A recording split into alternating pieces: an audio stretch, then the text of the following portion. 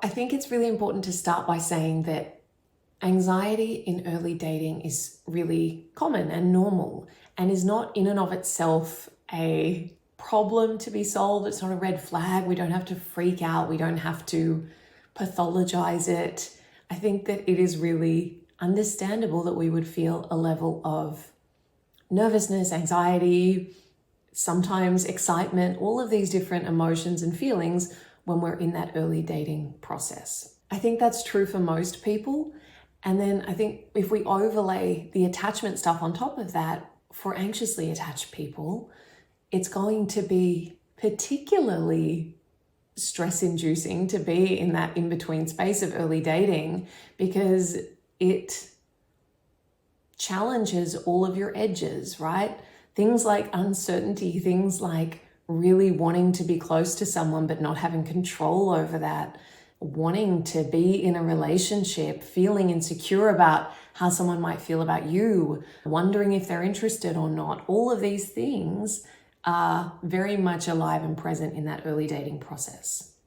So I think that recognizing that is an important starting point, right? Anxiety thrives in uncertainty. We know that in every setting, the more uncertainty, unpredictability there is, the more our anxious parts seek to protect us by going into overdrive, by overthinking, by analyzing, by scrutinizing. These are mechanisms that we have developed to protect ourselves when whatever the situation we're in feels unpredictable and therefore unsafe for us. And again, when we have this attachment overlay, it acts like a multiplier effect on all of those things that are already there as a baseline for us as humans, right? Early dating is a time when we are likely to have less clarity and certainty and routine. We don't have the right or entitlement to dictate what someone else is doing. Not that we really do later in a relationship necessarily either, but certainly in that early stage, there is this sense of not being able to have full transparency over someone, fully accessing them, their inner world, what they're doing, what they're thinking, what they're feeling. We haven't gotten to the stage where we're entitled to know those things. And so there are going to be a lot of question marks, right?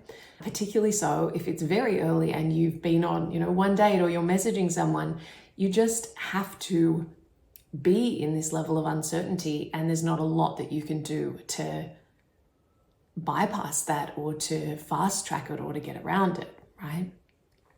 And I think that the more excited we feel about someone, the more anxiety we have, right? Again, this makes sense. The stakes feel really high.